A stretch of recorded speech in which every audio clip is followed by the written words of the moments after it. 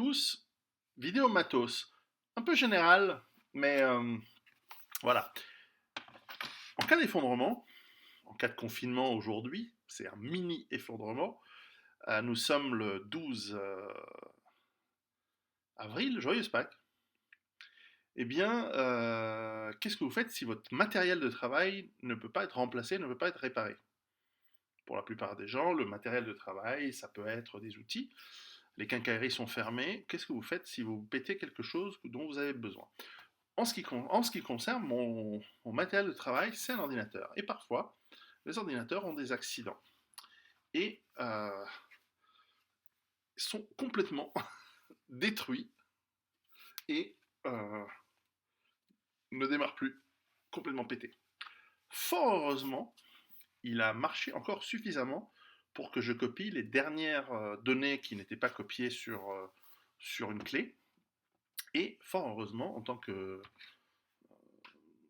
ouvrier bien équipé, qui a du bon matos, j'en ai un deuxième. J'en ai en fait même un troisième, un quatrième, un cinquième, un sixième. Alors, quand j'achète un outil, je l'achète toujours à double. Donc, quand j'ai acheté ce Mac, j'en ai acheté deux. Et le deuxième, je l'ai configuré exactement en clone du premier. Celui que j'utilise en ce moment, c'est une version plus bon marché, qui est en fait d'occasion, et donc j'en ai 4 ou 5 d'occasion à 50, 100 euros, 200 euros, ça dépend des niveaux. Et de temps en temps, quand je vois une bonne affaire, je les achète et je les configure aussi comme des clones, parfois un peu différents parce que la mémoire n'est pas la même, etc. Mais enfin, des autres. On peut faire ça avec toutes sortes d'outils. En l'occurrence, donc, en ce qui me concerne, mon outil de travail principal, c'est mon ordinateur. Et donc, j'en ai plusieurs. Et tout ce que j'utilise dans ma vie, il n'y a que la bagnole où ça revient cher, mais enfin, j'ai une deuxième voiture, hein. Mais voilà, quand on dit euh, un c'est rien et deux c'est un, ben, il en faut plusieurs. Alors je vous encourage à travailler sur la mise en place voilà, de scénarios, de stratégies pour avoir les choses à double, à triple, à quadruple si c'est vraiment vital.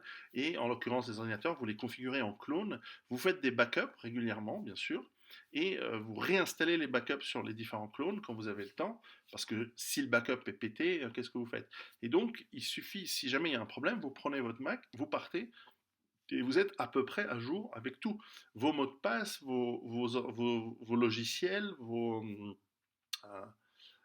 cookies Internet. Alors évidemment, ça demande un petit peu de travail, ça vous demande que de temps en temps, vous les ouvrez, vous pluguez le backup, vous recopiez les données, vous configurez un petit peu les quelques mises à jour que vous avez faites, et vous êtes prêt à travailler hyper rapidement. L'avantage, c'est que j'ai mis aussi certains de mes Macs dans mes différentes BAD à travers le monde, de manière à ce que si je vais à un endroit et que si j'étais à un truc, j'ai un outil communication, ordinateur, des livres importants, des outils importants, etc. Donc ça fait partie des stratégies à mettre en place. Vous allez me dire, oui, c'est cher. Ça dépend. Si vous êtes plombier, ben, peut-être vos outils sont moins chers qu'un ordinateur, évidemment. Ou parfois, on serait étonné, hein, on serait étonné. Enfin voilà, mais c'est pour ça que je les achète la plupart d'occasion. Donc, donc voilà.